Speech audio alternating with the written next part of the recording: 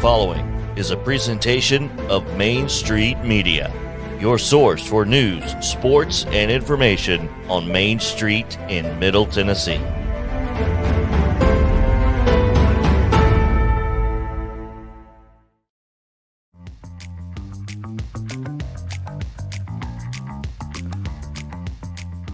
Welcome into a Tuesday edition of Main Street Sports. Today on the program, this Tuesday, we'll be joined by Chris Lee of Southeastern 14, talk a little SEC baseball, the Tennessee Vols, maybe even Mike Concho, you never know. Tampa Bay Bandits, BRUNO, REAGAN talks USFL opening weekend. That's coming up. Also, Chip Walters in studio. That's right. Chip will be here with us in studio in the Dimple of the Universe, plus the Braves. The daily reports from the two biggest fans this side of the Duck River. And it is Top 5 Tuesday, most iconic numbers in sports. All that straight ahead on this Tuesday edition, April 12th of Main Street Sports Today. Now to the Hall of Famer Mo Patton and the Sundrop Kid from Alabama. Here's Chris Howe. Welcome into a Top 5 Tuesday edition of Main Street Sports Today, presented by Mid-Tennessee Bone and Joint. I am Chris Yao, joined as always by the Hall of Famer, Mo Patton. Since we don't have halftime today, can our top story be set? Because we're going to have BRUNO REAGAN probably through halftime. So can my top story today be what I was going to use for halftime? Can we just do that? I just want to throw this out there. I mean, we've got a top story, but go ahead. 22 years, 30 years, almost to the month that it was released. Tish Cyrus is breaking Billy Ray's Achy Breaky Heart. Isn't that sad? 30 years to nearly the month. She planned this, right? 30th anniversary of your biggest or second biggest hit, I guess, technically. and I'm gonna break your achy breaky heart. That's so sad, man. Anyway, feel bad for old Billy Ray. No. Yeah, Billy Ray's doing just fine. There ain't no doubt there. Billy Ray's doing just fine.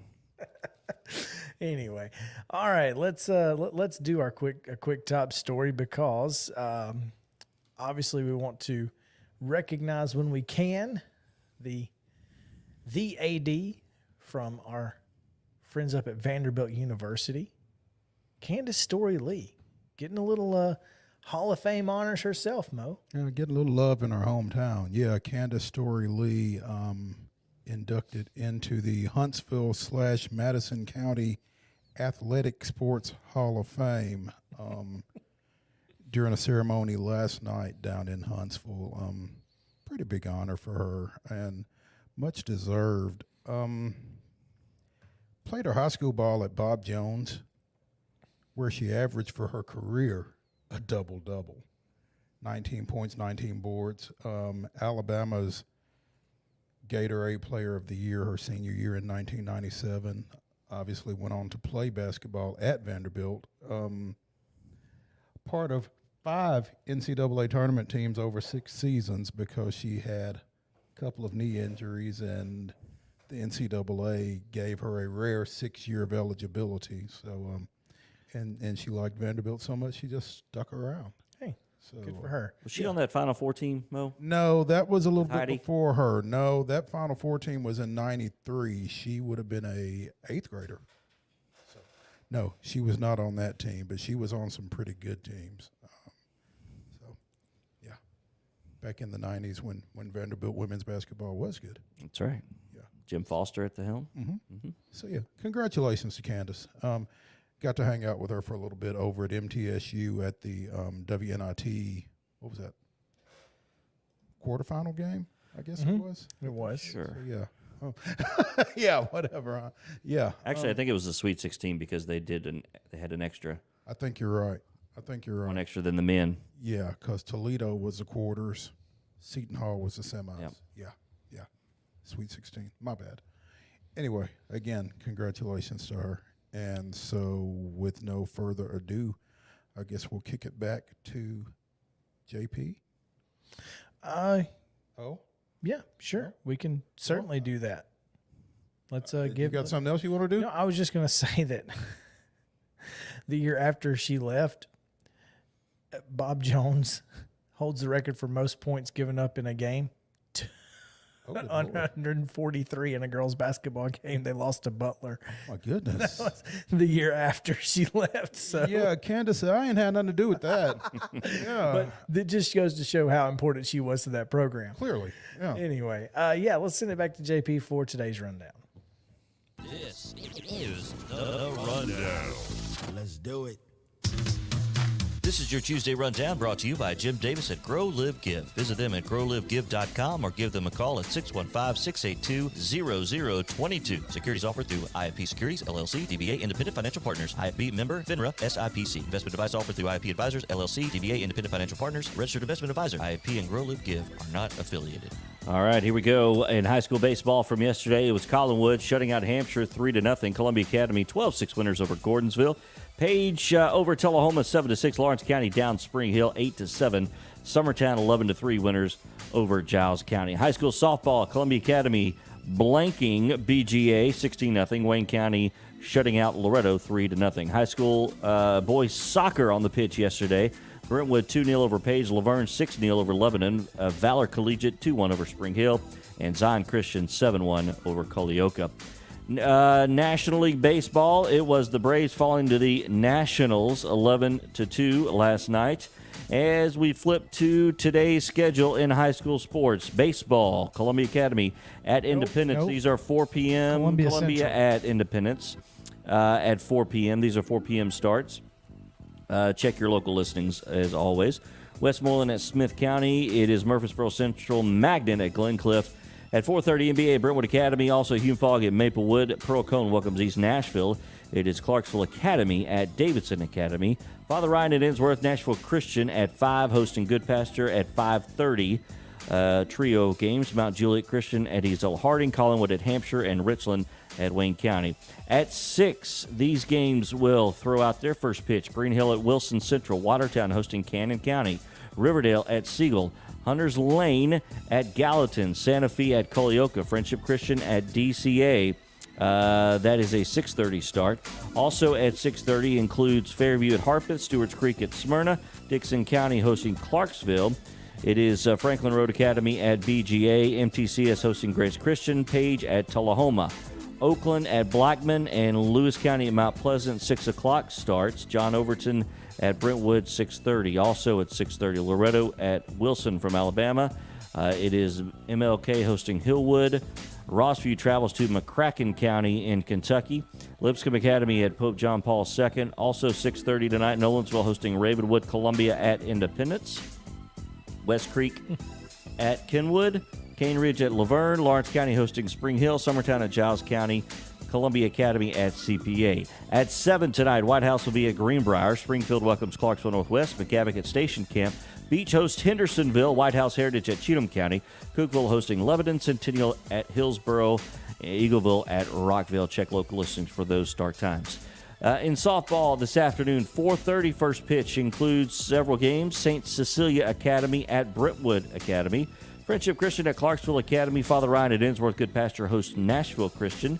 And Webb School hosts Mount Juliet Christian. Lipscomb Academy will be at Harpeth Hall. At 5 this afternoon, Franklin Road Academy is at Columbia Academy. Colioca hosts Richland. Portland at Greenbrier. White House Heritage at Fairview. MTCS hosts Murfreesboro Central. Loretto will be at Lewis County. Ravenwood hosting Columbia. Mount Pleasant at Summertown. 5:30 first pitch includes Ezel Harding at DCA. Stewart's Creek at Cane Ridge. Joe Burns welcomes Kenwood. Springfield travels to Rossview. Clarksville will be hosting in town, Clarksville Northeast. Laverne at Antioch. These are 6, by the way. Laverne at Antioch. Cornersville hosting Colioca. Hunters Lane and Station Camp Gallatin welcomes Hendersonville. At 6:30, it'll be Lebanon at Blackman. Green Hill at Wilson Central. Lawrence County at Mars Hill Bible. That's out of Alabama. Also at 6:30, Siegel at Oakland and Rockvale at Riverdale. At 7 tonight, Marshall County at Page. Wayne County at Santa Fe. And in boys soccer on the pitch this afternoon, 4:30 first touch will be Knoxville At Grace Christian Knoxville at Providence Christian. 5 p.m. will be Nashville Christian at Davidson Academy. At 5, also Columbia Academy at Franklin Road Academy. Watertown hosting York Institute at 5:30. Also at 5:30 is Smyrna and Murfreesboro Central Magnet. At 6, Wilson Central at Gallatin. Lawrence County hosts Giles County. CPA at Lipscomb Academy. Blackman at Rockvale. Clarksville host Northeast hosting West Creek. It'll be at 6:30, MLK at Glencliff, Hume Falk hosting Green Hill. At 7 tonight, Henry County at Dixon County, Laverne and Mount Juliet. Oakland hosting Riverdale, Clarksville at Springfield, Siegel at Stewart's Creek, Columbia at Summit. Also Westmoreland hosting Merrill Hyde, Fairview at White House Heritage. And playing today, no time scheduled, Greenbrier at Macon County. Just whenever they get there. Sure. Oftentimes that's how it happens. Check your local list. Check your local front office. Yeah, there you go. Of the schools. All right. Elsewhere in Division I college baseball, it is Tennessee Tech at Tennessee at 5:30 this evening. Vanderbilt hosting Western Kentucky at the Hawk. Lipscomb will be at MTSU tonight at 6, and at 3 today, Belmont is down in Tuscaloosa to take on the Tide of Alabama. Division II, Trevecca is at Lee at 5 o'clock. In the MLB, Nationals and the Braves, Game 2, 6:20. Bruce Elder on the mound. It is Bruce. Bryce, thank you. Bruce. Call him Bruce. There's a Bruce. Hey, Bruce, former Vanderbilt basketball that's why it was stuck in my head. It grained. War number 5, by the way. 6:20 on Bally Sports Southeast, Game 2. The Preds host the Shark tonight at 7. Also, Bally Sports South. And that is your Tuesday rundown. Again, brought to you by Jim Davis, GrowLiveGive.com. Oh, Bruce.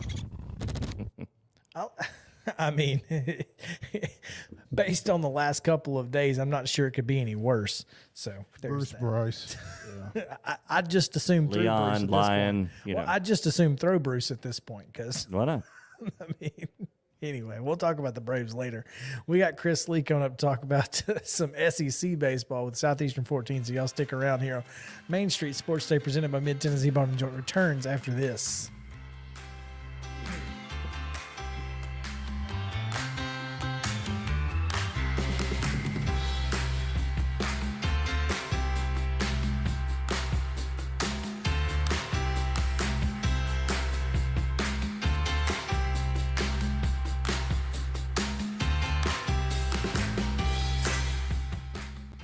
Mid-Tennessee Bone & Joint treats your orthopedic injuries and existing conditions. Our trained physicians will get you back in the game faster. Contact us at 931-381-2663 or www.mtbj.net.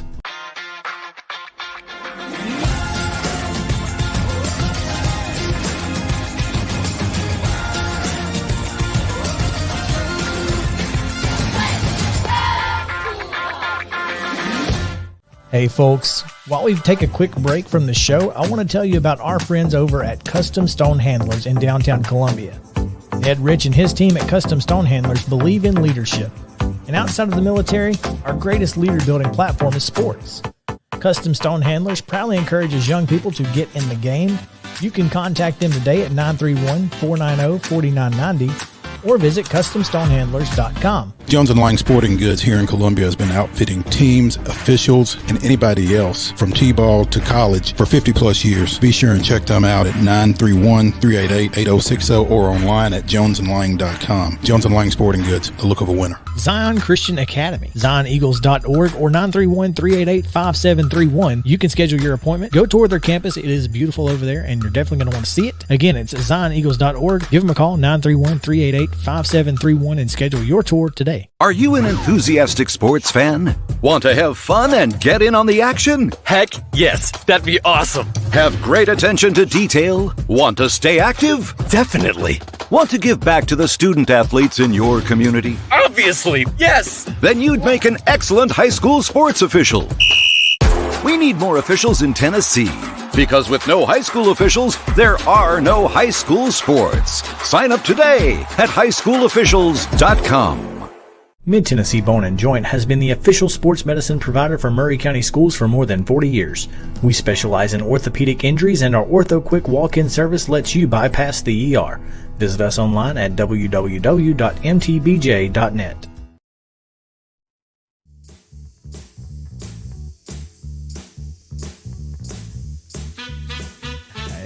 Welcome back in. It is Main Street Sports Today, presented by Mid-Tennessee Bone and Joint. Thanks for sticking around through those messages from our fine sponsors. We appreciate you.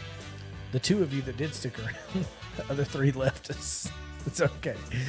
Mo, before we get into our guest here, I wanted to mention this because I thought it was very interesting as I'm scrolling through Twitter during our break, as we are wont to do. It appears that Tennessee Tech and Tennessee will not only be playing tonight, obviously, but they will be playing at the home of the Knoxville Smokies, and Correct. they will be using wood bats. So that should be that should make for an interesting dynamic, because obviously Tennessee, known for its power, playing in what's likely to be a much larger stadium and using bats that don't pop as much. I'm very curious to see how this goes. Yeah, I mean, I think a number of people will be curious to see how this goes. Again, Tennessee's power is, it speaks for itself, and a number of people have, wanted to attribute it to a smaller facility, never mind the home runs that they've hit on the road. But it'll be interesting to see how the ball flies at Smoky Stadium over there in Sevier County with them swinging wood. So I think a lot of people will be paying, for a midweek game. I think there will be some attention paid to this ball game for that reason. So, Chris, because you brought it up yesterday about Tennessee fans and perhaps them, when that next loss comes, if it does, we assume it probably will. Baseball says that 87-1, baby. What if it happens here using wood bats? Well, that's kind of what I was thinking is, are they trying to lose? Let's get it out of the way. Like, with an asterisk. Get it out of the way with an asterisk. I mean, I guess. I mean, again, I think there is something to be said for, not going into the postseason with one loss, and they're just putting up video game numbers right now. So maybe they're just trying to challenge themselves a little bit.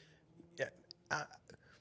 Look, if you called me and I'm at Tennessee Tech and you say, "Hey guys, we're thinking about using wood bats this weekend. Oh, and we're going to play at the minor league stadium instead. What y'all think about that?" Heck yes. Oh, come on, that was good. Yeah. I mean, that's what I would have been absolutely all over that. Well, I mean, Tennessee Tech might say, "Fine, y'all use wood bats all you want to. We're playing by NCAA rules." I wonder if that can't be a problem. I mean, I can't imagine that they would have an issue with using wood bats. No. I mean, if you want to dampen down your offense, by all means, feel free. But yeah, I would imagine they will both be using wood bats tonight, and like I said, I think it will be interesting to see how it goes. No question.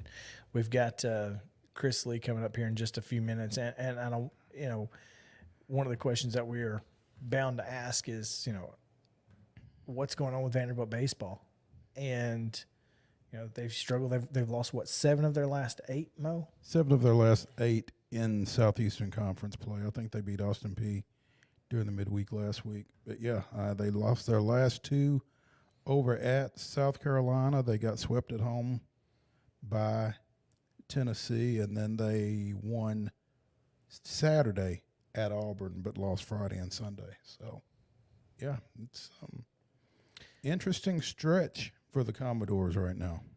Yeah, and Tennessee getting ready for that Alabama team that has snuck into the top 25, by the way. Well, it's funny. You go to Ole Miss and sweep there, and good things tend to happen.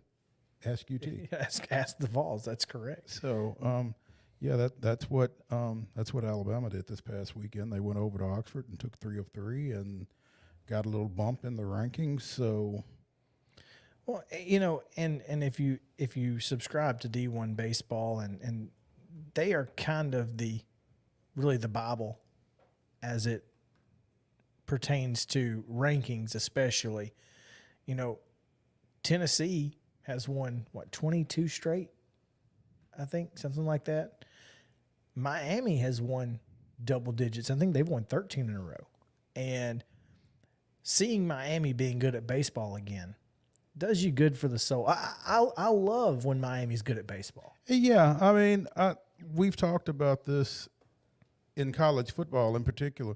There's just certain programs that it just feels right when they are playing well. And I think, like you said, for baseball, I think Miami is probably one of those. I mean, they are just there was a time where it almost felt like you could not hold a College World Series if Miami wasn't in Omaha. And so, maybe they're working their way back toward that prominence. I mean, the ACC is I wouldn't say it's on par with the SEC, but it is a very... 3 teams dropped out of the top 25 from the ACC this week, actually. FSU, NC State, and North Carolina, all 3 dropped out. So who's in it? Miami and who else? From the ACC, Virginia Tech. North Carolina State? No, they just dropped out. Oh, my bad.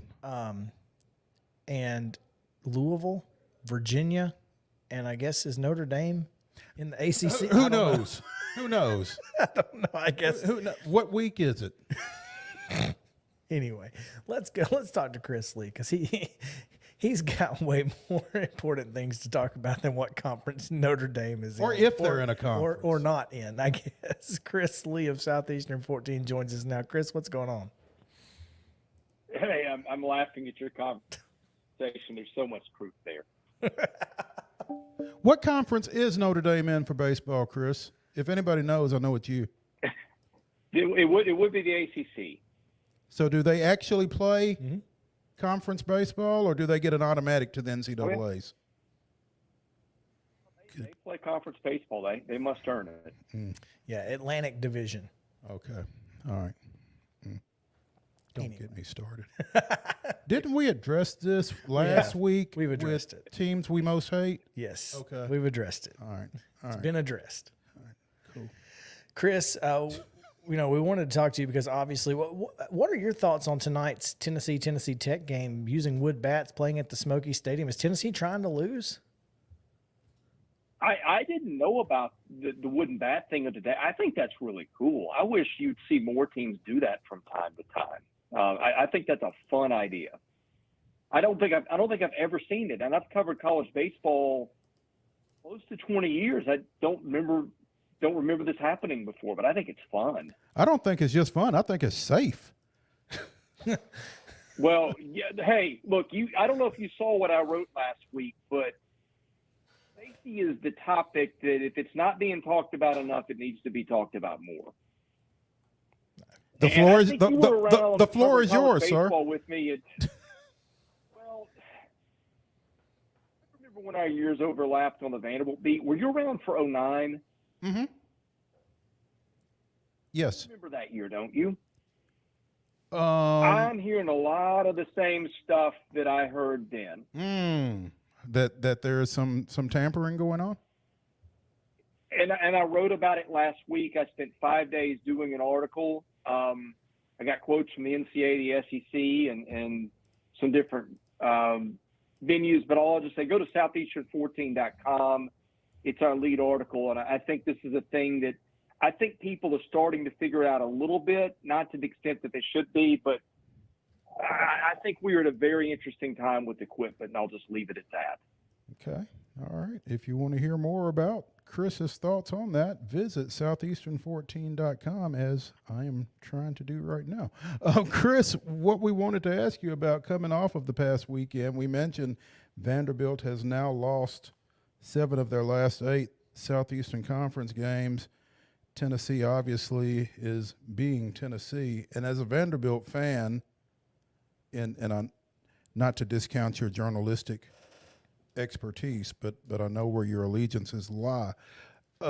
Which is tougher for the average Vanderbilt fan to take right now? That Vanderbilt is really struggling, or that Tennessee is really good? I think, to me, listening to the fans, it's hard to separate the two right now because, let's be honest, they just overlapped 2 weekends ago, right? Mm-hmm. If Vanderbilt is winning, and say Vanderbilt's top 5 in the country, Tennessee becomes less of an issue. But it's harder to separate Tennessee because Tennessee's a threat to Vanderbilt right now. I mean, Tennessee beat Vanderbilt with a couple of kids from its own backyard. I don't think the question is as simple as you framed it, but certainly I think I've always thought there's room in this state for 2 great baseball programs. Looking at it through a Vanderbilt lens, I think that I don't think Vanderbilt fans would care for this either way, Mm-hmm. but I think it takes on a different degree with the fact they just dropped out of the top 25 this week, if that makes sense. Makes perfectly good sense. And yeah, I'd agree with you, Chris. I think that there is room in this state for both Tennessee and Vanderbilt to be successful on the diamond.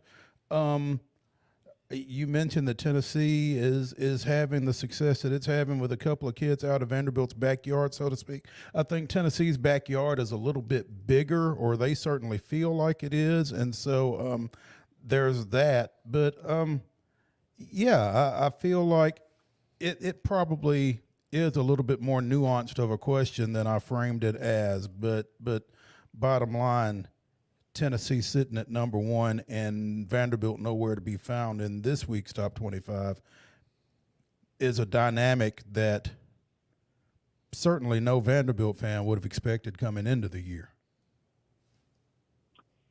Yeah, I don't think anybody saw this coming. Tennessee has probably played the disrespect card, and I don't blame it for that. I'd probably do that too. But the fact is, you just don't see this, right? I mean, even elite programs have a hard time performing at this level. And by the way, I'd probably put Tennessee in that elite category now. If they're not there, they're getting there. But you know what I mean? Tennessee's not had this kind of track record that a Vanderbilt or an LSU or Florida's had. And even for those programs, like when you come off, like I'll look at Vanderbilt 2014, that team won a national title. That team won 5 of its 10 weekend series. It replaced most of its lineup. The answers came together at the end. You just don't see a team like this where it lost its 3 best infielders. It lost its 3 starters. And the one it didn't lose was Blade Tidwell, who nobody thought was going to pitch this year back in February. Now he's throwing some weekday and middle relief duties on the weekend and getting back, which makes him scarier. But you nobody does what Tennessee's doing. It is incredibly hard to perform at that level, much less replacing the players Tennessee replaced. I think everything pointed to, if you know the way the league usually works, you can kind of guess that to say, well, they were this last year, they lost that, they gained that. You can usually peg them in a range where you're pretty sure that it's going to fit at the end of the year. What they have done is mind-blowing, and I've never seen a team doing what they're doing right now.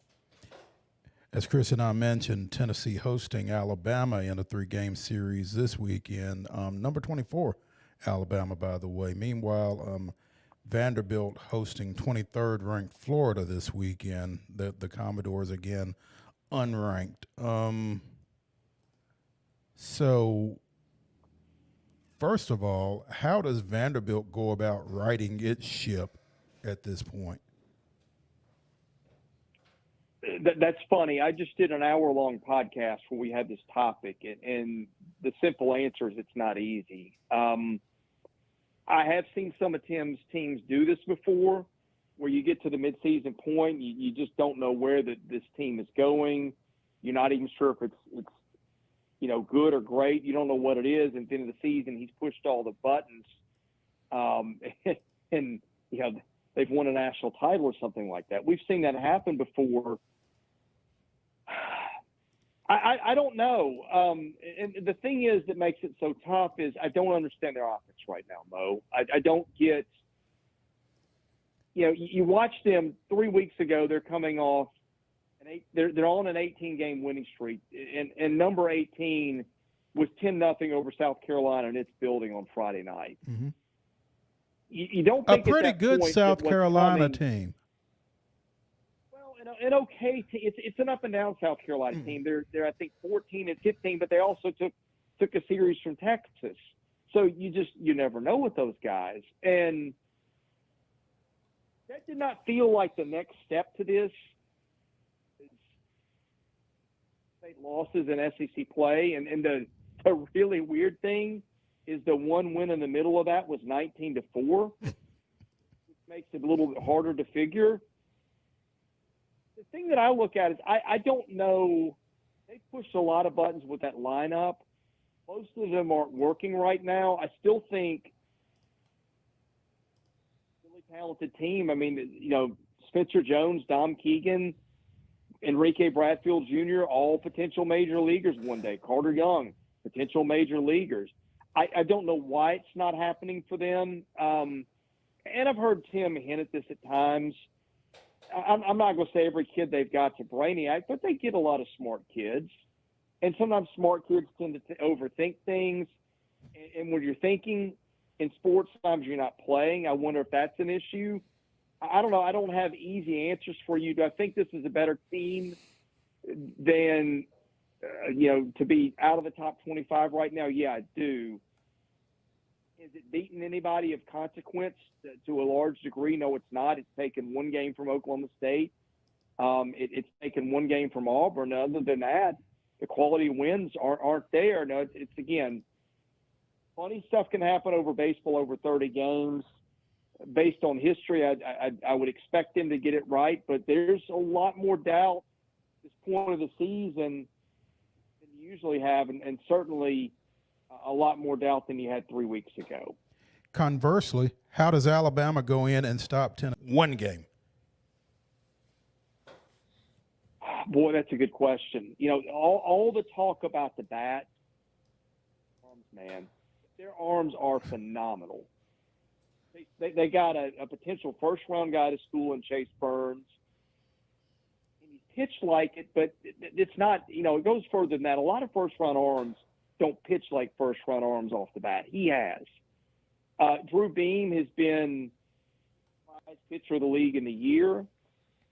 It's crazy what he's done, the strike throwing that's been there. He's kind of changed from a guy that throws a lot of fly ball outs to when I saw him 2 weekends ago, just was getting one ground ball out after another.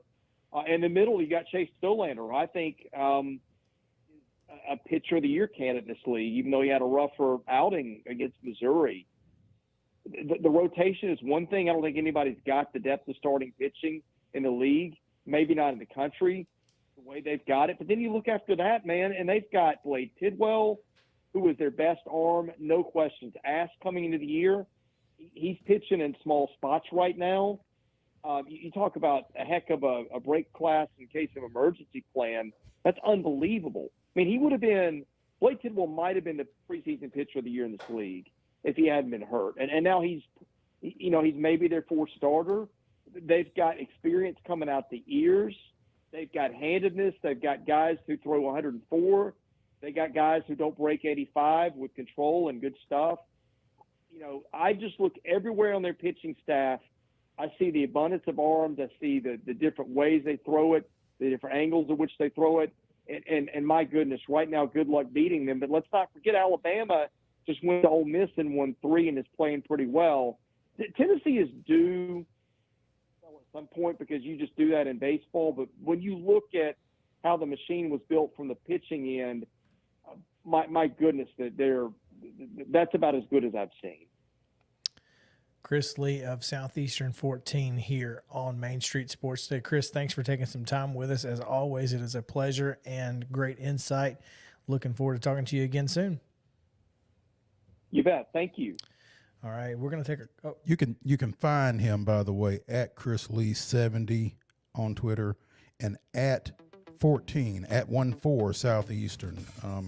Great stuff they're putting out, including this article on the giant hole in the NCAA's bat inspection process, the safety hazard it creates, and the NCAA's reluctance to fix it. So check that out.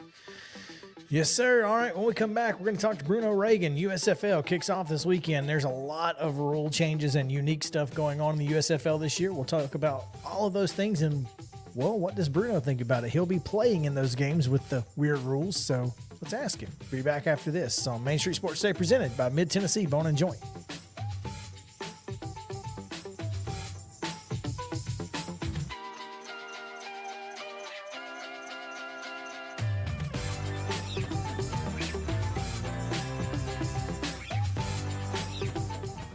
Mid-Tennessee Bone and Joint treats your orthopedic injuries and existing conditions. Our trained physicians will get you back in the game faster. Contact us at 931-381-2663 or www.mtbj.net.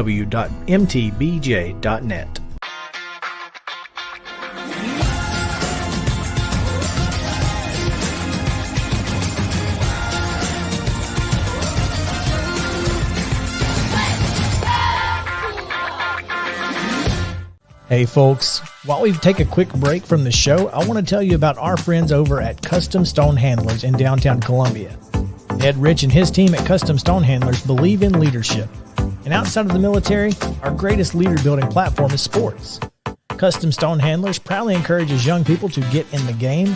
You can contact them today at 931-490-4990 or visit CustomStonehandlers.com. Jones & Lang Sporting Goods here in Columbia has been outfitting teams, officials, and anybody else from T-ball to college for 50-plus years. Be sure and check them out at 931-388-8060 or online at jonesandlang.com. Jones & Lang Sporting Goods, the look of a winner. Zion Christian Academy, ZionEagles.org or 931-388-5731. You can schedule your appointment. Go tour their campus. It is beautiful over there, and you're definitely going to want to see it. Again, it's ZionEagles.org. Give them a call, 931-388-5731, and schedule your tour today.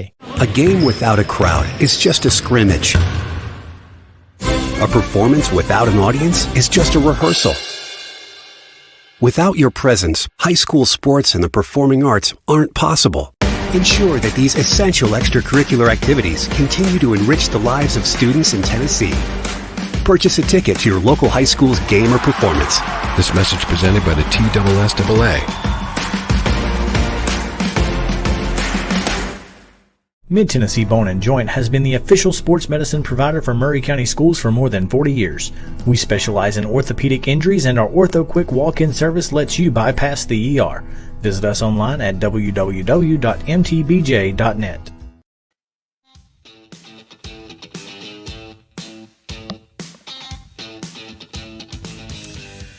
Welcome back into Main Street Sports Today, presented by Mid-Tennessee Bone and Joint. It is a beautiful Tuesday here in southern Middle Tennessee, in Columbia. Hopefully, this weather will not continue through the weekend, but it's not looking great, at least for Saturday night in Birmingham, when the USFL is set to kick off, when the New Jersey Generals and the Birmingham Stallions play in the first game of the reignited United States Football League.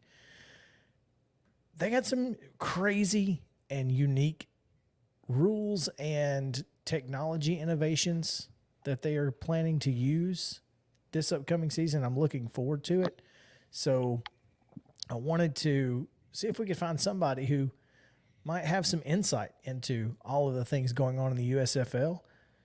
So we reached back into the files and found a familiar name, the Tampa Bay Bandits offensive lineman and Nashville sports radio personality, the two-time verified champ, Bruno REAGAN, joins us now on the show. Bruno, what's up, man? What's up, guys? Just here to have some fun. Bruno kind of following in the footsteps of Jay Cutler, stepping out from between the headsets and back out onto the playing field here. After fashioning a pretty solid career in sports talk radio, Bruno back out on the gridiron with the Tampa Bay Bandits, not quite ready to let it go. And who could blame him?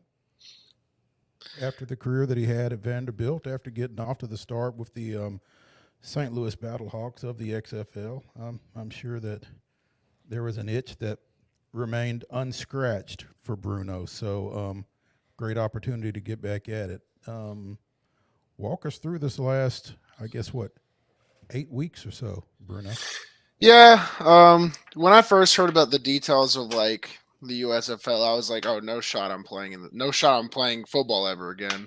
And then they were pretty forward with recruiting me into the league. I felt like they wanted me pretty decently, and I was tired because whenever I went to Vanderbilt, whenever I went to the XFL, I always started bottom of the roster, worked hard, earned my way up, and frankly, I was tired of having to I was tired of having to prove myself when I walked in day one and like the people that were in front of me couldn't read at a remedial level, and I was like, this is ridiculous. So I didn't want to have to do that. I was like, I didn't want to have to do this again. But luckily, I landed on with, an amazing staff. First of all, if I was on at least 5 of these other teams, I would have already driven back to Nashville. It would have been over with. But I'm on an amazing staff right now. The Tampa Bay Bandits, Todd Haley, the staff he's put together has been absolutely a pleasure to work with. It feels very professional. This is a whole new thing, and I expected it going in. Like you said, it's an itch. I was talking to my co-host Zach about like 3 weeks before I left, before I even committed to coming to the USFL. I was just like, man, I'm just so bored with like the day to day, So what better can you do than just go, I guess, try and compete at a high level. And this is the highest level that'll take me. So, Bruno, I want to know. You said at least 5 teams. You want to name names right here? No, if you pull it out of a hat, it would be very. You probably could. Just I'm very lucky to be on the Tampa Bay Bandits. That's all I'll say, because I have buddies on the other teams, and they're telling me all the stuff they're doing, and it's just like, listen. There are teams here working, I guess when you say working hard, like that's great, but they're just, they're overdoing it for like, there are teams here working harder than NFL teams, which is all great and all. But if I had to run inside zone over 500 times in camp, who knows, I might jump off the hotel. So this is not for me. But we've gotten a lot of good work done here with our Tampa squad. So I'm really excited for this weekend. And now, Bruno, that type feedback from other teams and that kind of thing, is it easier for you guys to compare notes because you're all right there in Birmingham? Yeah, when it comes to like players just chopping up, it's easy to like, at least for the player experience. When it comes down to actually like knowing what we're preparing to like play against, like front formation, tendencies, not really. Like you figure like, oh, because we don't get the practice film with it. Oh, the only film we have of other teams right now is like the scrimmages. And I already know off the top of my head.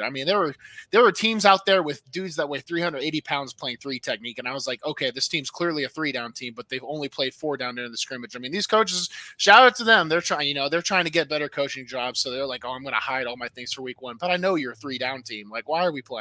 So there's not much good film out there right now. Having to watch 360-pound people play 3 technique was hilarious though. So I'm glad we have film of that. At least I can laugh at something.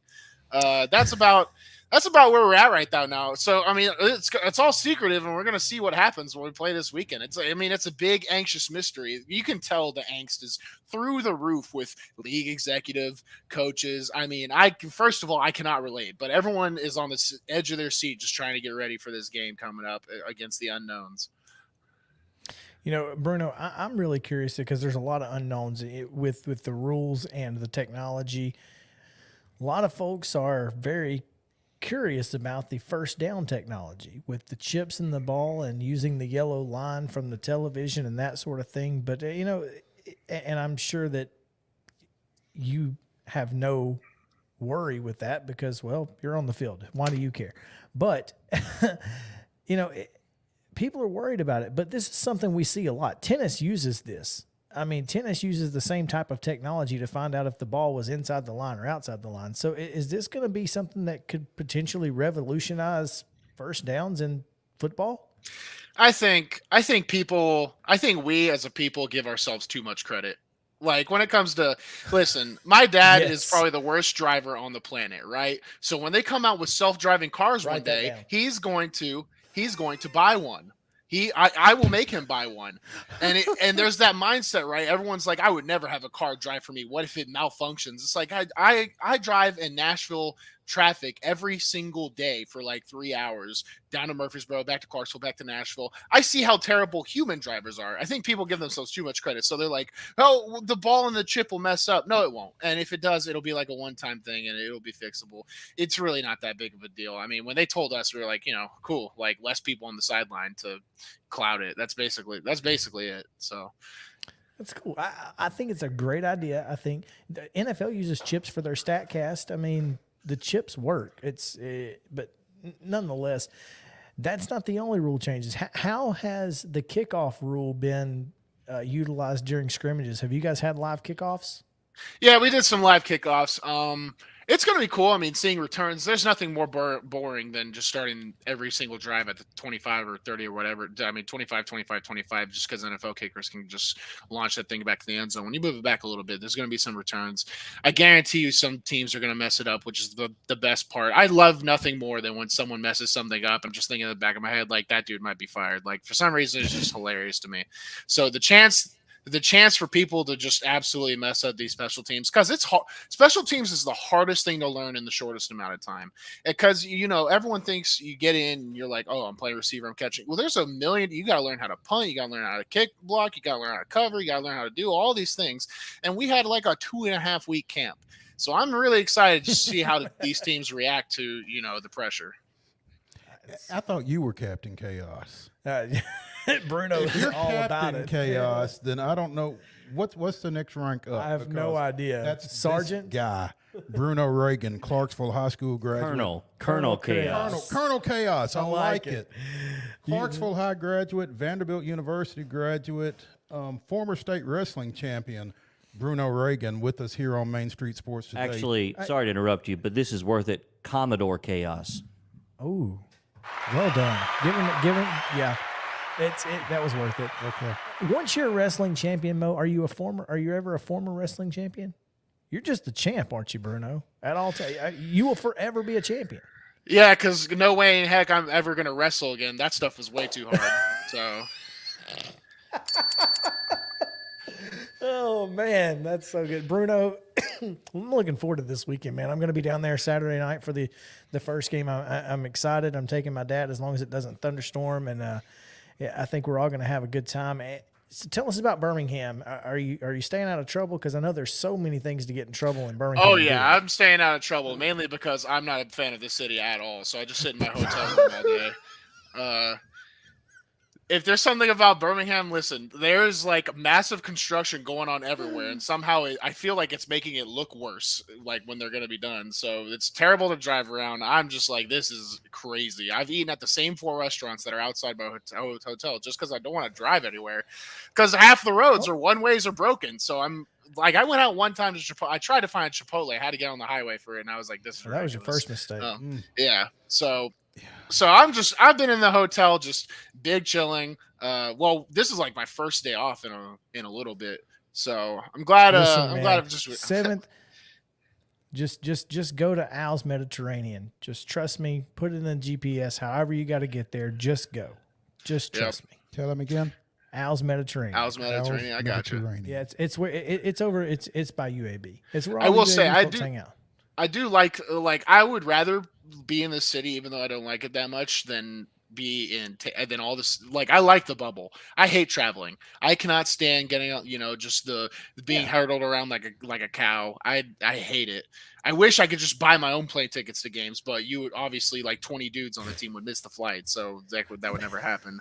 There's no question there. So thankfully we're in a bubble, and I'm just going to be able to, I hope, drive to the game like an hour before play and then come right back. I love that. So, well, the Tampa Bay will finish out the first weekend. They will play at Pittsburgh. So you guys will be wearing you guys have road uniforms, right? You have white uniforms, so you'll be wearing road whites against the Maulers of Pittsburgh, which have the worst uniforms in the team. In the league, without question.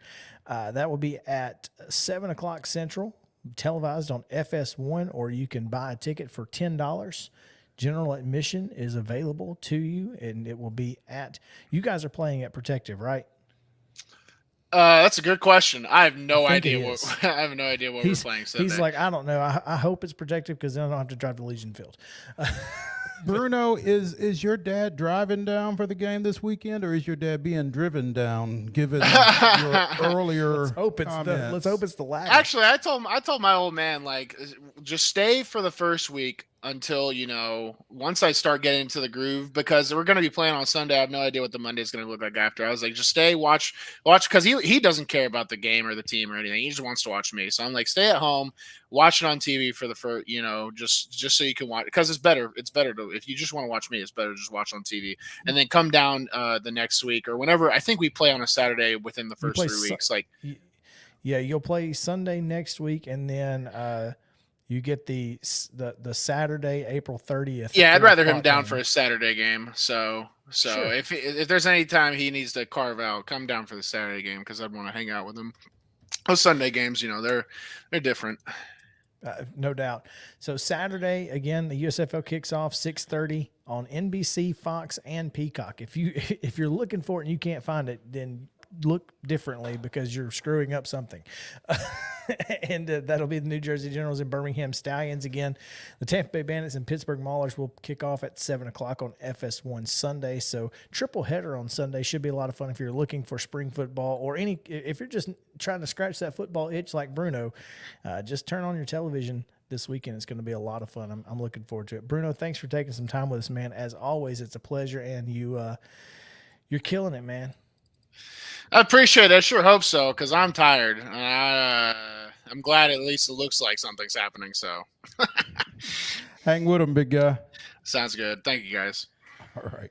Again, the USFL is trying some new things. There is a glowing football on goal line situations because apparently you're not able to see the football in the pile, right, on television. So Fox said, we'll fix that. We'll fix it.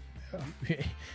And I think it's a great idea. I mean, you want to the cool thing is I hope these chips also are involved in the goal line so that we know when a ball crosses the plane or not. I mean, I think the first down technology is the best thing that's going to come out of this. Yeah. Should be interesting. It will There's a lot of good stuff that hopefully someone will be paying attention to. Yeah, I'm looking forward to being there for that first game, but I'm also looking forward to watching the Sunday games on Easter Sunday on television because I think that I want to see what this broadcast really looks like. So should be interesting, should be fun. Again, USFL kicking off. When we come back, let's talk about the Atlanta Braves because we have to. So stick around on Main Street Sports Today, presented by Mid-Tennessee Bone & Joint. Back after this.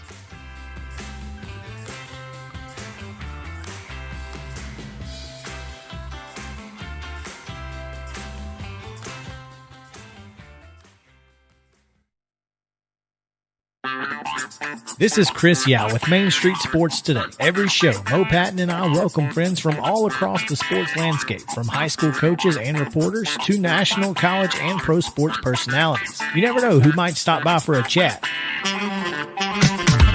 AP Tennessee Sports Editor, three-time Tennessee Sports Writer of the Year 2020 TSWA Hall of Famer. She covers the Titans, the Predators, the Grizzlies, college football, and hoops. Please make welcome Teresa Walker. Former University of Tennessee, former Team USA Olympian, ex-Cy Young Award winner, R.A. Dickey. R.A., did I miss anything? Man, that was sweet. Yeah, I need to listen to that before I go to bed every night. That was nice. Has 5 sports Emmys. That's not bad for the other guy in Wham, Ryan McGee. The other guy in Wham married the best looking girl, Bananarama, so the other guy in Wham had a pretty good life. From preps to pros, we're taking on the sports topics you care about. Tune in across Main Street Media social platforms at 2 p.m. or on demand on your podcast distribution platform of choice. Mid-Tennessee Bone & Joint treats your orthopedic injuries and existing conditions. Our trained physicians will get you back in the game faster. Contact us at 931-381-2663 or www.mtbj.net.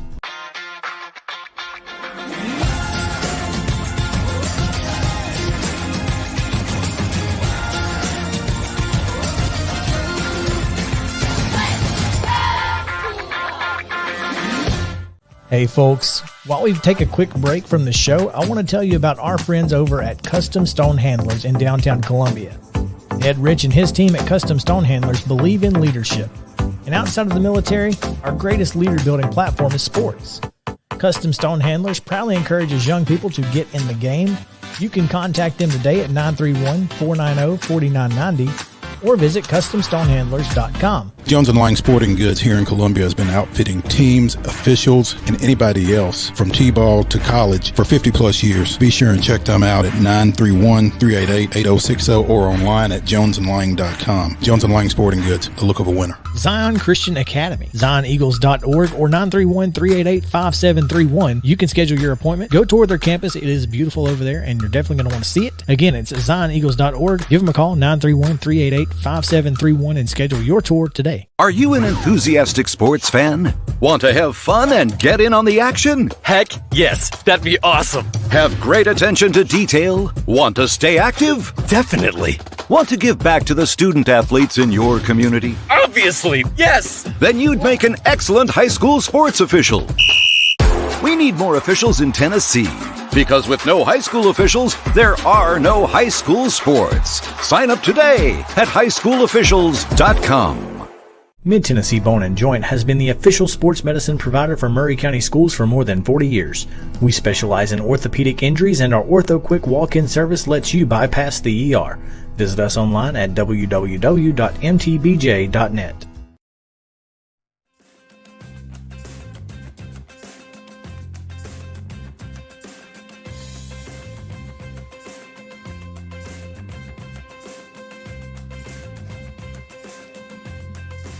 All right, welcome back in Main Street Sports today, presented by Mid-Tennessee Bone & Joint. It is the second half.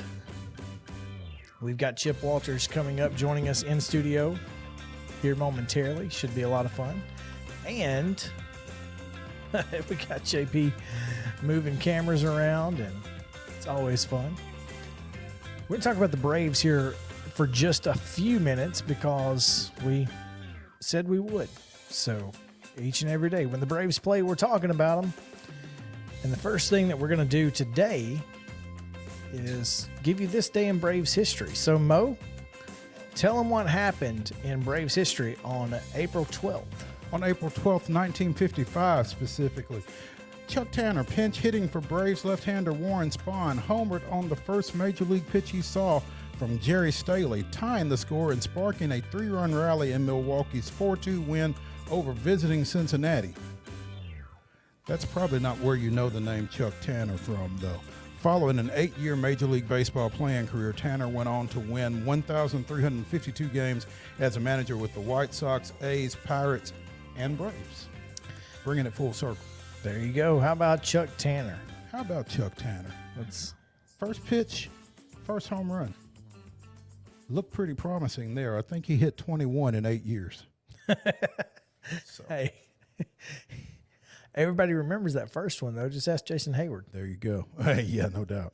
I'll never forget that one. You said when the Braves play, we're talking about them. Last night, I'm not sure if that did they play qualified as playing. That 11-2 rough loss to the Nats in the opening game of a 3-game series at Truist Park. Enoa, I think we saw enough. Yeah, you know, give him a hand, give him a daily dinger. One of the things that I struggled with over the last couple of days is just watching guys that we expected to be, you know, good enough. Not be good enough. And I don't want to make excuses for him necessarily, Chris, but it was a short ramp up coming out of the lockout, and I don't know how many of these guys. It ain't affected the Reds or the Nationals. They had a short ramp up too, and guess what? I don't know. I guess they're awful. Then I guess they're just awful. Right now, they're not good. And that's not, I mean, it is what it is. I don't want to make excuses either, but the fact is that both teams dealt with the same spring. You're right. I guess I'm not ready to denounce this team as not postseason worthy after 5 games. Yeah. The problem that I see with this team is I don't think they're playing with. They're not having fun. They're not having as much fun, which is a little surprising given the off season. Nobody is having more fun than Matt Olson, but nobody's having as much fun as Matt Olson, and that's the problem. Which I mean, obviously he's hitting the ball like a madman right now, and nobody else is. Everybody else is kind of struggling. But when they get loose, when they start playing loose, that's when this team gets better.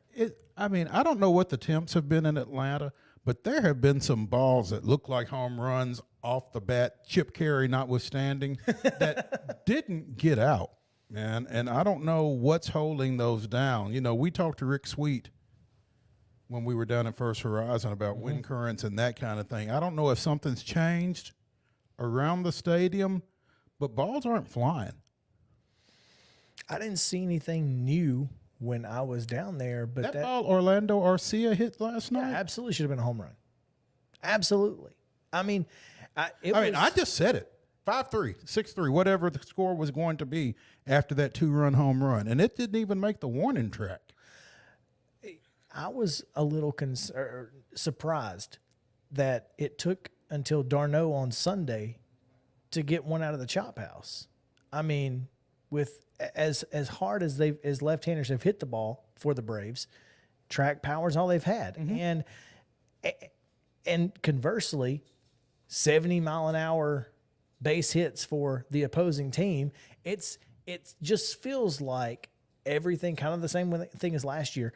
This Braves team, everything that can go wrong is going wrong, and eventually that's going to turn around. Dansby Swanson's not going to strike out 10 out of 15 times throughout the year. I hope he's not, because I hope he's not going to get the opportunity for a whole lot longer, to be honest. I mean, if Arcia keeps hitting the way that he's hitting, he may be the new everyday shortstop. If not every day, I mean, at some point, maybe we need to get Dansby a break, get him out of his head a little bit. Because, I mean, 10 strikeouts and 15 ABs. That's scary. Whether that's the start of the year, whether that's the end of the year, or anything in between, that's not a good stretch. It's bad. But he's back in the starting lineup tonight. But we saw Austin Riley almost as bad in April last year and became an MVP candidate. So who knows, man? Again, it's Game 5. I get that. The Braves are 2-3. The starting pitching hasn't been great outside of Charlie Morton at any point. It felt like the strike zone was just nowhere. The pitchers were throwing nowhere near the strike zone at times. That being said, a lot of good things coming from Spencer Strider.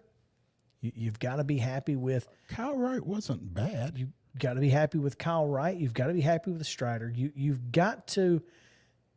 You have to look for the bright spots, because here's the thing. The Braves have so many pitchers right now that when they go to a 5-man rotation, they're going to have the right 5. And once they get there, it's going to be scary, because by that time you expect to see Ronald Acuna Jr. in the lineup, which changes your outfield, which has been dreadful defensively. I mean, Marcell Ozuna has been a problem. And Marcell Ozuna's arm has been a problem, and that wasn't nobody expected that. Yeah, no, it's not like anybody expected that at all. Yeah.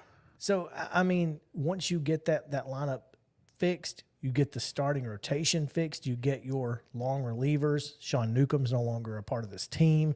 Hopefully, I think it's going to get better. It's frustrating, because you're sitting there going, okay, we're wearing these gold uniforms. And we're not playing like a team that should be wearing gold uniforms. Well, again, we're 5 games into a 162-game season also. So just pump the brakes just a little bit, as JP was trying to tell us last summer. So, second game of a 3-game series tonight, the Nats at Truist Field against the Braves, coming in with matching 2-3 records. That game, first pitch, 6:20 on Bally Sports South. Patrick Corbin goes to the bump for the Nats, 0-1 with a 4.50 ERA. Bryce Elder making his major league debut after the Braves burned Not Bruce, Chip. After the Braves burned through both Huascar Ynoa and Tucker Davidson last night. So Elder up from Gwinnett, added to the 40-man roster, and he will make his debut tonight, and hopefully we will give up fewer than 11 runs. Hopefully we'll score more than 2. That too. I'd like to hit the ball occasionally. I think it's going to take both.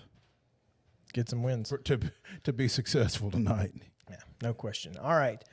Let's take a quick break, JP, and bring Chip Walters into the fold as he sits in studio with us today, joining us here in the Dimple. Special guest In studio. So stick around. Main Street Sports Today, presented by Mid-Tennessee Bone and Joint, returns after this.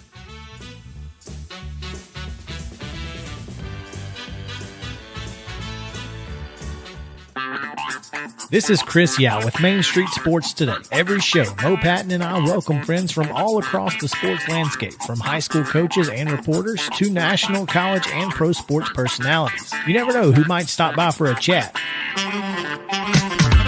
AP Tennessee Sports Editor, 3-time Tennessee Sports Writer of the Year 2020 TSWA Hall of Famer. She covers the Titans, the Predators, the Grizzlies, college football, and hoops. Please make welcome Teresa Walker. Former University of Tennessee, former Team USA Olympian, ex-Cy Young Award winner, R.A. Dickey. R.A., did I miss anything? Man, that was sweet.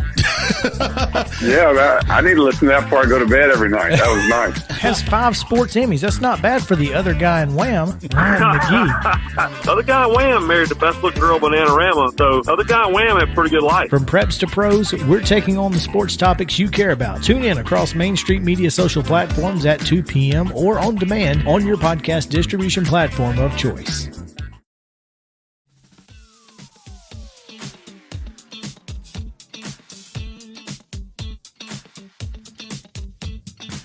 Incredibly sad news coming out of the camp of Gilbert Gottfried today. Gilbert Gottfried passed away after a long illness.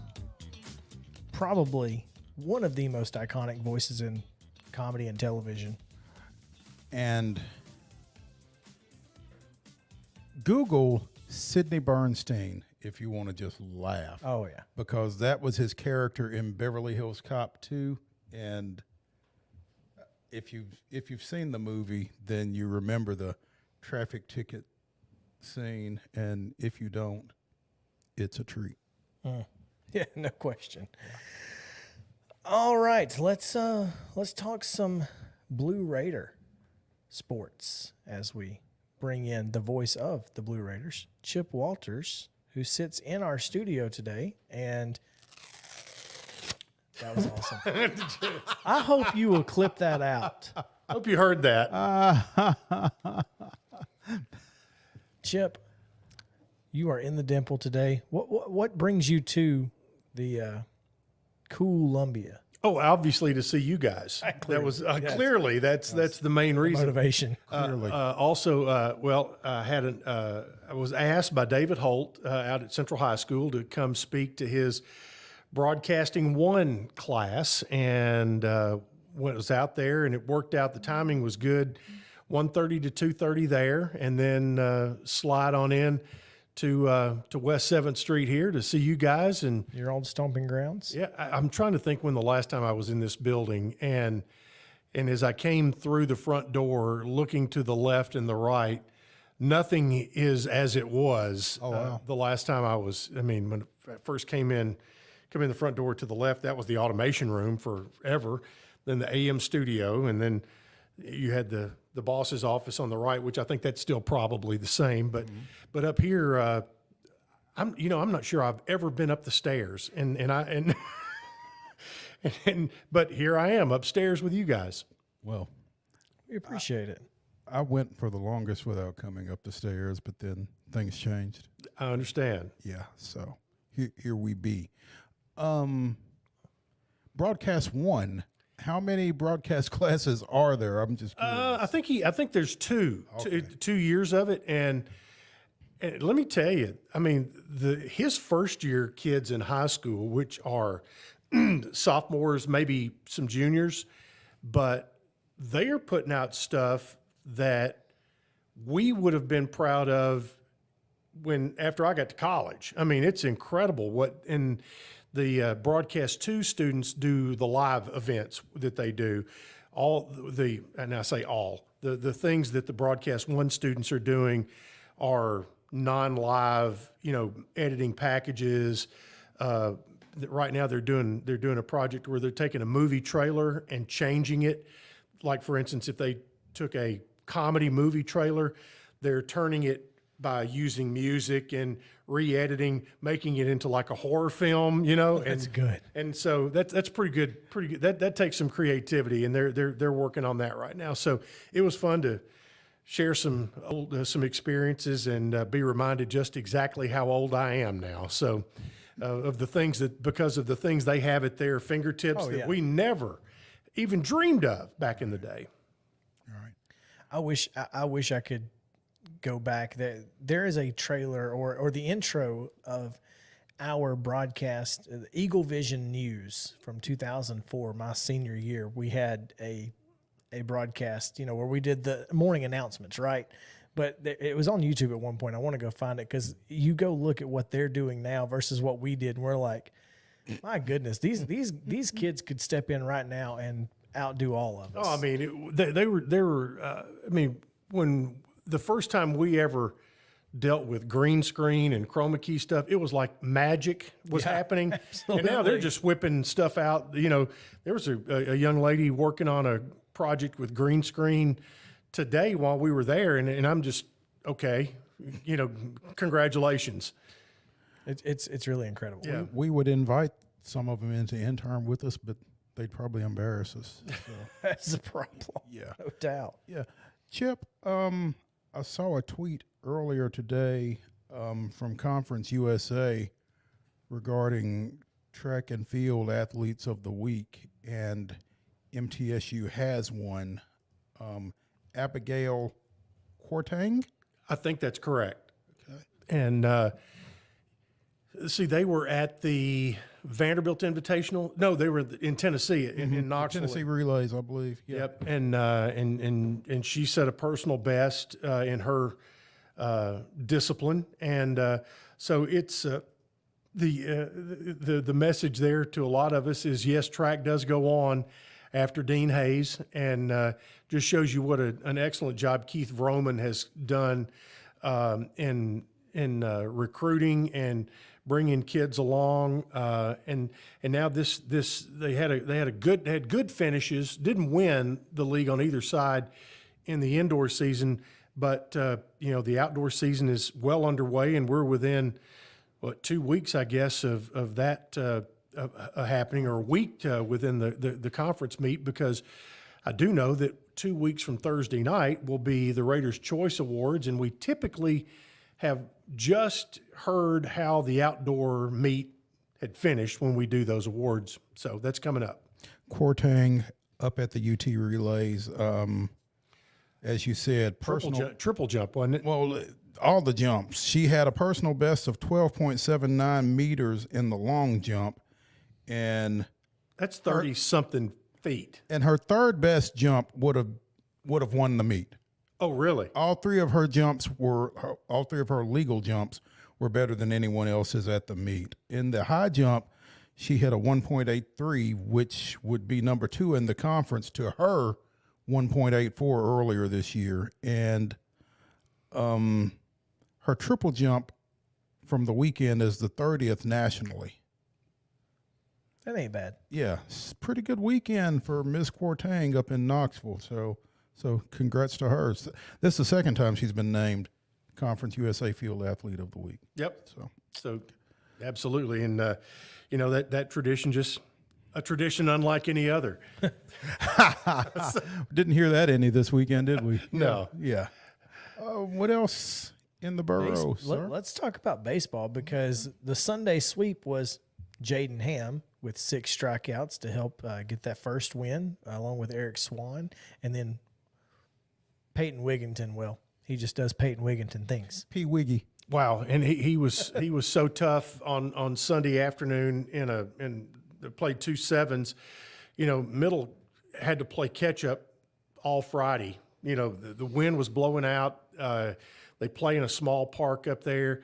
You get it up in the air, and it was getting out, and Middle just couldn't get out of tough spots. Then they decided to not play Saturday and play a doubleheader on Sunday, and had a pitcher's duel kind of to win the first one, and then came back and got Peyton Wigington rolling.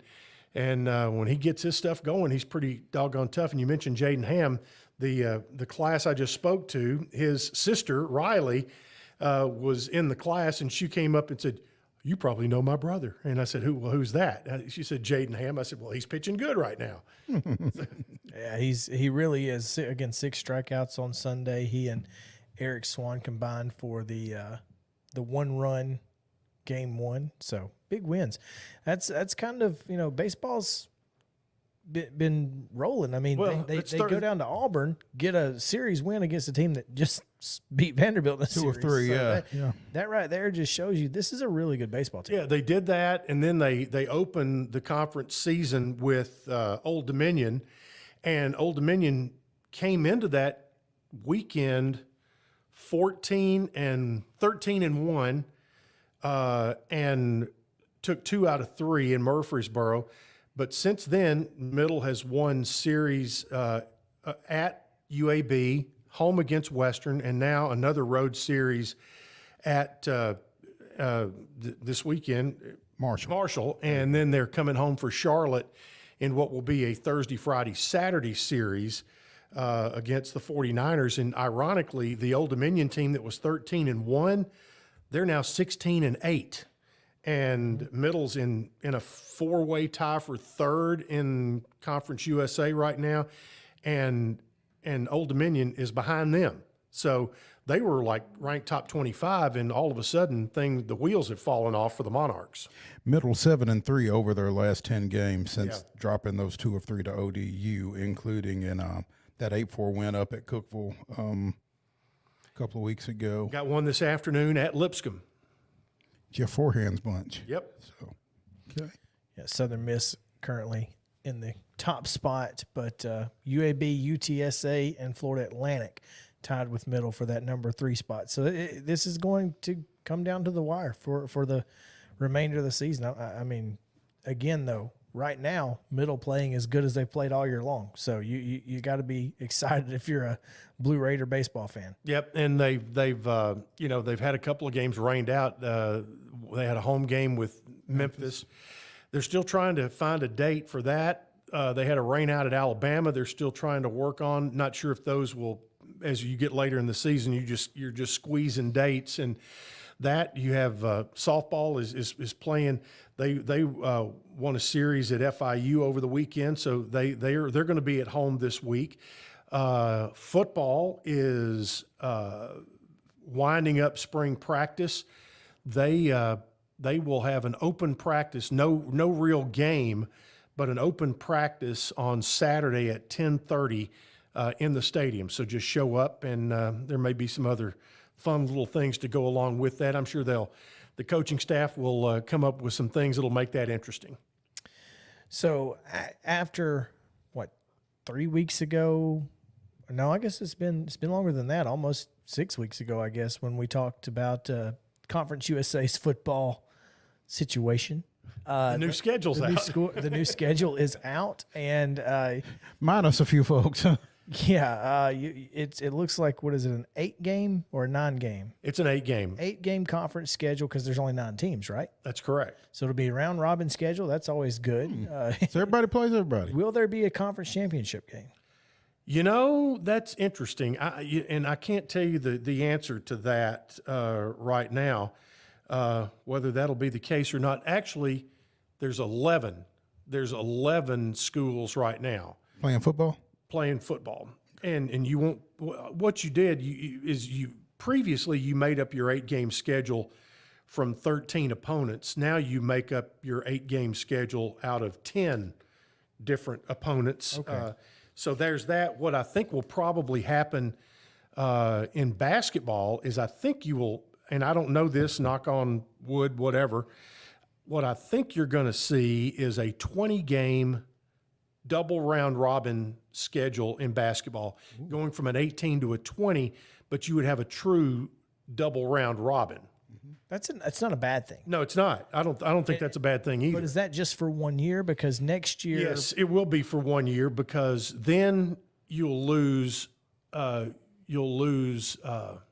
5 that will go to the American. You'll lose Charlotte, FAU, North Texas, Rice, and UAB. You will then gain at the same time Liberty, Jacksonville State, New Mexico State, and Sam Houston. So you'll lose 5 games. That's when it's 9 teams. Correct. That's what I was thinking. Correct. That's right. So it'll be 9 teams next year, barring any unforeseen That's when you're talking about 23 for that. Yes. Barring any unforeseen additions to the conference between now and then, it'll be or subtractions from the conference. I mean, let's hope not. Although Western certainly is probably still shopping themselves, if I had to guess. But what that did to the schedule is you already have a your non-conference schedule did not change. Right. You open up at James Madison, then Colorado State, then home against Tennessee State, and then you go to Miami. The part that gets a little dicey. Then you go into your conference season, and your first 3 are UTSA, who went 11-1 last year. Yeah. Then you go to UAB. That's never fun. And home for Western Kentucky. Let me make sure I got. Yeah, that's right. That is a tough 3-game stretch right there after coming off of Miami. Yeah, then you have to play those 3, and then at that point you go to UTEP, which that's another. They had their best year. It's a great trip for fans, but they had their best year in a dozen years last year. And then you roll out to La Tech with their new coach. You go to La Tech, come home for Charlotte, and then you're home for FAU before going to FIU. So you end up playing 4 games in the month of November. And the only time you have back-to-back home games all year is in November when you have Charlotte and FAU. And that just goes to show that in any league you play in, it doesn't matter whether it's Power 5, Group of 5, or any other league, your league is tough.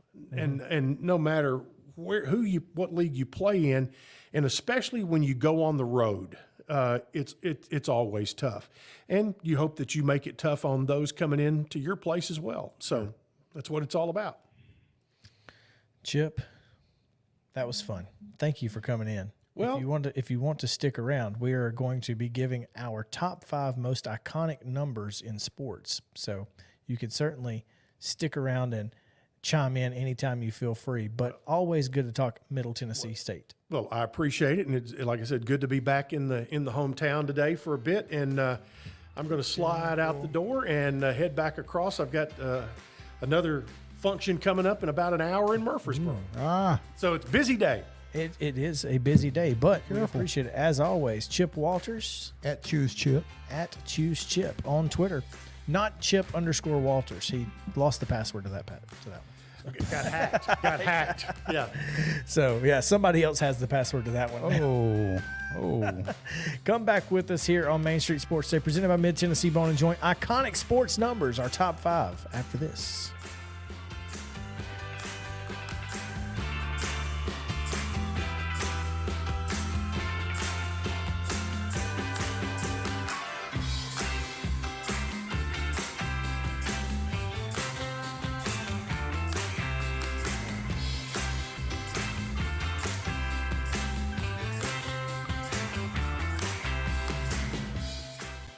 Mid-Tennessee Bone & Joint treats your orthopedic injuries and existing conditions. Our trained physicians will get you back in the game faster.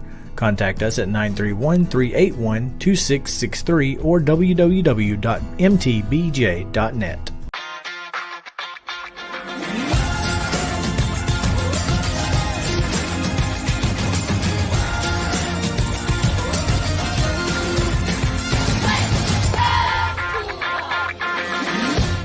Hey folks, while we take a quick break from the show, I want to tell you about our friends over at Custom Stone Handlers in downtown Columbia.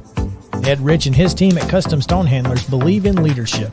And outside of the military, our greatest leader building platform is sports. Custom Stone Handlers proudly encourages young people to get in the game. You can contact them today at 931-490-4990 or visit CustomStonehandlers.com. Jones & Lang Sporting Goods here in Columbia has been outfitting teams, officials, and anybody else from T-ball to college for 50-plus years. Be sure and check them out at 931-388-8060 or online at jonesandlang.com. Jones & Lang Sporting Goods, the look of a winner. Zion Christian Academy, ZionEagles.org or 931-388-5731. You can schedule your appointment. Go tour their campus. It is beautiful over there, and you're definitely going to want to see it. Again, it's ZionEagles.org. Give them a call, 931-388-5731, and schedule your tour today. A game without a crowd is just a scrimmage. A performance without an audience is just a rehearsal. Without your presence, high school sports and the performing arts aren't possible. Ensure that these essential extracurricular activities continue to enrich the lives of students in Tennessee. Purchase a ticket to your local high school's game or performance. This message presented by the TSSAA. Mid-Tennessee Bone & Joint has been the official sports medicine provider for Maury County Schools for more than 40 years. We specialize in orthopedic injuries, and our Ortho Quick walk-in service lets you bypass the ER. Visit us online at www.mtbj.net.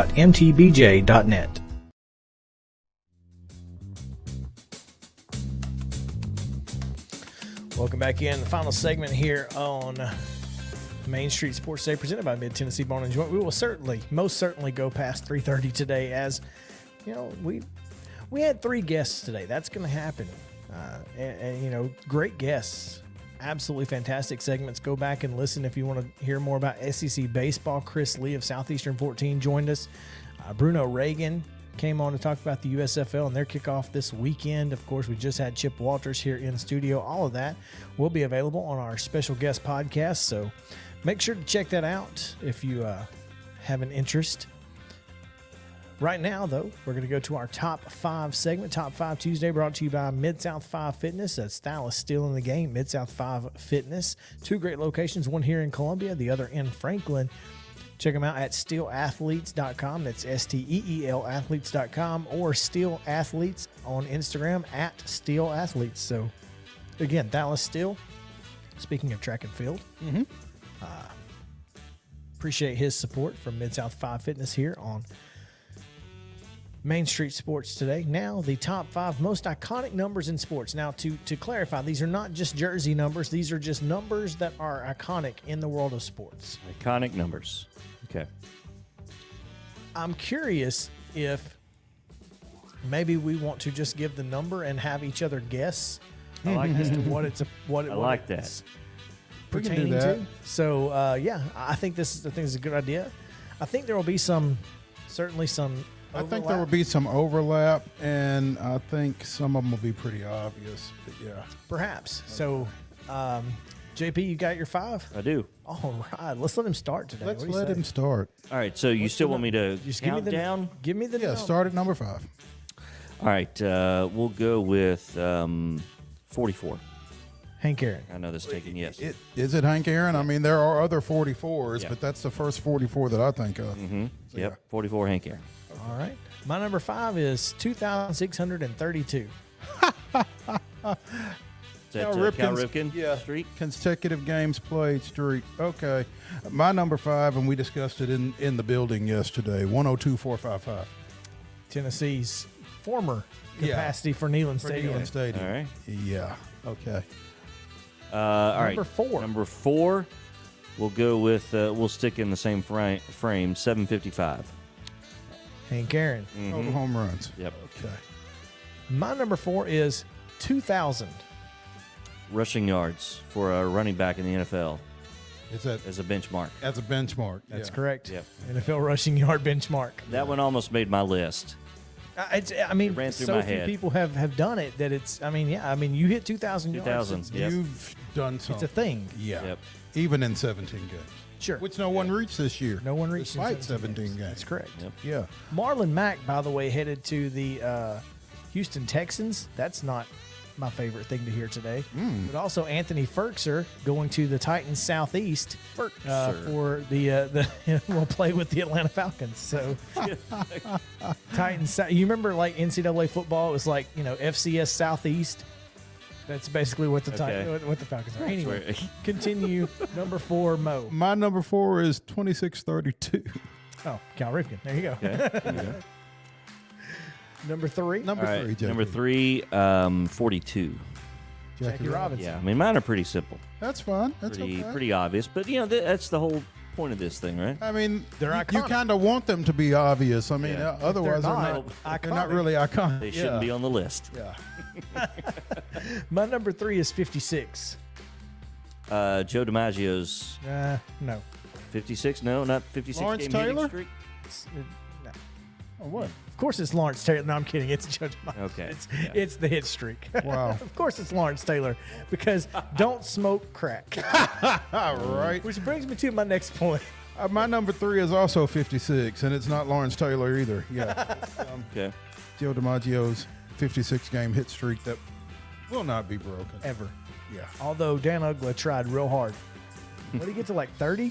He got to close to 30. We've seen He was upwards of 30. Didn't we see a 40? Pete Rose got to 44 before losing it against the Braves. Of course he Maybe did. that was The it. terrible Braves. And Yeah. Yeah. Maybe they stopped that streak. 56 is my number 2. Now, look at there. Number 2 for me is 100. Oh, Wilt Chamberlain's 100 points. That's it. Yeah, I didn't think about that one. That's out there. Yep. Wilt's points. 100. Yeah, that's pretty big. We're at number 2, Number 2. 44. I don't know. Yeah. You know, JP? I have no idea. Very Coming from confused. Mo? Oh, by the way, Dan Ugla's hitting streak was 33. What number was he wearing the other day? 54 or whatever. Yeah, 54 of the That's my Sounds. honorable mention. Is the Sounds 54 Sounds jersey. pitching coach Bruce Tanner. Yeah, there you go. Yeah. Pitching coach. All right, number 1, JP. All right, number 1, 23. Oh, Shows you Okay. the era I grew up in. not 45, huh? Not 45. 23. Not, yeah, 23. Now is that LeBron James 23 or is that Michael? Or is that Kobe Bryant Bryant's 23 or is that Michael Jordan 23? Which 23 are we Bubba talking about? Wallace. Here? Iconic, baby. You know, Ronnie McMahon's 23. hey, give yourself a ding. Mm-hmm. Daily Dinger. Yeah, Mac will appreciate Yeah. that. My number 1, 3. Junior. Raise I Hell, mean, Praise Dale, not junior, baby. but the original senior. Raise Hell, Praise Dale, and of course Babe Ruth. Yeah, Babe Ruth. Yeah, three was. In that order. Absolutely in that order. Yeah. Well, he's from Alabama, so. Right. Intimidator. Okay, so my number 1 is 755, but I have to give an honorable mention to 43.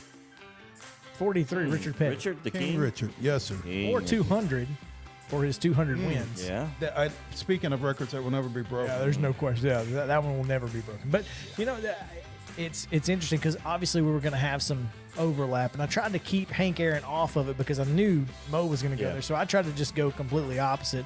But, so I think all of our numbers, we all knew what they were. Yeah. Which I think just goes to show the that they are iconic. Yeah. But we passed the test. We did, in fact. All right. That's going to do it for Main Street Sports today on this Tuesday edition. Top 5 Tuesday brought to you by Mid-South 5 Fitness.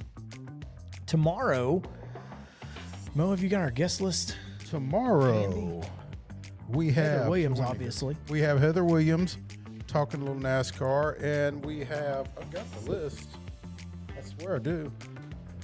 That's it right there, ain't it? On the other side? No, this is another. That's last week's list. Yeah. Oh, here we go. It's no good. We have Pete Weber. Oh, okay. Oh, nice. That's fantastic. Pete Weber will join us. We'll talk about the Preds, who certainly need to get a win tonight against the San Jose Sharks. Pete Weber on a Turret Wednesday. Cheer- Hopefully. Inside. No We'll doubt explain there. tomorrow. Yeah. Again, go back, listen to those great guests we had today, get some insight from the experts. We'll come back tomorrow and hopefully be celebrating a Braves win, Mo. 2:00, same bat time, same bat channel again for JP and Mo. I'm Chris Yao. Have a great day. See you then.